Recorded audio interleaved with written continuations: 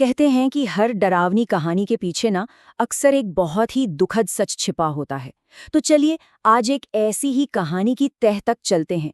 एक गर्भवती माँ के भूत की कथा, जहाँ असली आतंक घर की दीवारों के अंदर ही शुरू होता है। ये कहानी बस इसी एक सवाल से शुरू होती है जो बेलपुर गांव के उस गहरे रहस्य की नींव रखता है। एक ऐसी माँ की दास्तां जो अपनी मौत के बाद भी रुकी नहीं। यही वो सवाल है जो हमें सीधा अंजलि की दुनिया में ले जाता है। तो इस कहानी की मुख्य पात्र है अंजलि। वो अपने पति रघुवीर के घर में एक कह सकते हैं कि एक घुटन भरी जिंदगी जी रही थी। बाहर से देखने पर तो सब कुछ ठीक लगता था, एक साधारण सा घर। लेकिन उस घर के अंदर एक औरत हर रोज तिल तिल कर मर रही थी। और ये समझना बहुत जरूरी है कि ये एक दो दिन की बात नहीं थी, ये 8 सालों तक चलने वाला एक नर्क था। पूरे 8 साल जहां उम्मीद धीरे धीरे दम तोड़ती गई और हर नया दिन बस जिंदा रहने की एक और जंग बन के रह गया था। उसके पूरे वजूद को बस एक शब्द में समेट दिया गया था, बांझ। और ये सिर्फ एक ताना नहीं था, ये उसकी पहचान बना दी गई थी। उसकी सास रोज उसे ये याद दिलाती, उसे अंदर से खोखला करती रहती थी। और ये जुल्म सिर्फ सास तक ही नहीं रुका था। उसका पति, जिसे उसका रक्षक होना चाहिए था, वो भी उसकी तकलीफ का मजाक उड़ाता था। ये शब्द साफ दिखाते हैं कि उस घर में उसके लिए कोई सहारा नहीं था, कोई हमदर्द नहीं था। लेकिन फिर कहानी में एक मोड़ आता है। अंजलि की जिंदगी के उस घने अंधेरे में उम्मीद की एक छोटी सी किरण चमकती है। उसे पता चलता है कि वो गर्भवती है। ये सवाल अंजलि के मन की पूरी हालत को बयां करता है। उसकी सारी की सारी उम्मीदें बस इसी एक बात पर टिकी थी कि शायद एक बच्चा सब कुछ बदल देगा, शायद उसे थोड़ा सम्मान मिलेगा, थोड़ा प्यार मिलेगा, शायद ये मार पिटाई बंद हो जाएगी। पर यहीं पर उम्मीद और हकीकत का वो क्रूर फर्क सामने आता है। जहां अंजलि के लिए ये पल एक चमत्कार जैसा था, वहीं उसके परिवार के लिए ये सिर्फ वंश को आगे बढ़ाने का एक जरिया था। उसके लिए कोई एहसास नहीं था, बस एक वारिस की जरूरत थी।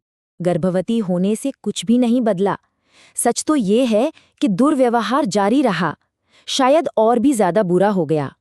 उसे बासी बचा खुचा खाना दिया जाता, कई कई दिनों तक भूखा रखा जाता और उसके कमजोर होते शरीर को पूरी तरह से नजरअंदाज किया जा रहा था। अब कहानी अपने सबसे भयानक मोड़ पर पहुंचती है। डॉक्टर ने साफ साफ चेतावनी दी थी कि अंजलि और उसका बच्चा दोनों की जान खतरे में है। लेकिन परिवार को इससे कोई फर्क नहीं पड़ा। और फिर एक बहुत ही छोटी सी बात उस भयानक रात का कारण बन गई।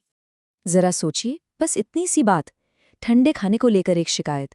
यही वो चिंगारी थी जिसने उस आग को भड़काया, जिसमें अंजलि और उसका वो बच्चा जो कभी दुनिया में आ ही नहीं पाया, दोनों जलकर खाक हो गए। उस रात जो हुआ उसे समझना बहुत जरूरी है। ये कोई गुस्से में हुई गलती नहीं थी, ये एक बेरहम हमला था, जिसके बाद बड़े आराम से उसकी लाश को ठिकाने लगाने का फैसला कर लिया गया। कोई पछतावा नहीं, कोई डर नहीं, बस अपने किए हुए गुनाह को छिपाने की जल्दी थी। ये कहानी का शायद सबसे दिल दहला देने वाला हिस्सा है। जब रघुवीर ने उसकी लाश उठाई तो देखा कि अंजलि के हाथ अब भी अपने पेट पर थे, जैसे जैसे वो अपनी आखिरी सांस तक अपने बच्चे को बचाने की कोशिश कर रही हो। एक माँ का प्यार जो मौत भी खत्म नहीं कर सकी। अब कहानी का रुख पूरी तरह बदल जाता है। गुनाह हो चुका है और अब हिसाब का वक्त है। यहाँ से कहानी अलौकिक आतंक की दुनिया में जाती है, जहाँ एक माँ का दर्द अब बदला लेने वाला है। 3 दिन, पूरे 3 दिनों तक वो परिवार ऐसे रहा जैसे अंजलि कभी इस दुनिया में थी ही नहीं। घर में एक अजीब सी खामोशी थी, लेकिन ये खामोशी बहुत जल्द टूटने वाली थी। और फिर तीसरी रात को कुछ ऐसा हुआ जिसने उस घर की झूठी शांति को हमेशा हमेशा के लिए भंग कर दिया। एक ऐसी आवाज सुनाई दी जिसका वहां होना नामुमकिन था। वो आवाज एक नन्हे बच्चे के रोने की थी, एक ऐसा बच्चा जो कभी पैदा ही नहीं हुआ। और बस यही उस भयानक सिलसिले की शुरुआत थी जो उस पूरे परिवार को तबाह करने वाला था। आवाजें जल्द ही दिखनी भी शुरू हो गई।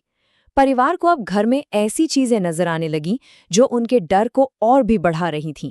उन्होंने अंजलि को देखना शुरू कर दिया, कभी आंगन में बच्चे को झुलाते हुए तो कभी बस चुपचाप उन्हें घूरते हुए। हर रात उनके लिए एक सजा बन गई थी। और ये सिलसिला तब तक चला जब तक कि एक सुबह तीनों अपने अपने कमरों में मरे हुए नहीं पाए गए। परिवार का तो अंत हो गया, लेकिन कहानी का नहीं। अब सवाल ये था कि अंजलि की आत्मा को शांति कैसे मिलेगी और ये गांव इस आतंक से कैसे उभरेगा। गांव में आए तांत्रिक हरिदास बाबा ने समझाया कि अंजलि कोई साधारण भूत नहीं, बल्कि एक गर्भवती आत्मा बन चुकी है। एक ऐसी आत्मा जिसे मुक्ति नहीं मिल सकती, क्योंकि उससे उसकी सबसे कीमती चीज, उसका बच्चा, छीन लिया गया था। गांव वालों ने उसके शरीर को जमीन से निकालकर उसका अंतिम संस्कार भी किया, ये सोचकर कि शायद इससे उसकी आत्मा को शांति मिल जाएगी। लेकिन अंजलि का दर्द इतना गहरा था कि कोई भी रस्म उसे सुकून नहीं दे सकी। और कहते हैं कि आज भी बेलपुर गांव की रातों में एक औरत की आत्मा भटकती है, जिसकी गोद खाली है और लबों पर बस एक ही सवाल है, एक ऐसा सवाल जिसका जवाब शायद कभी नहीं मिलेगा। और यही बात इस कहानी को इतना दुखद और इतना डरावना बनाती है।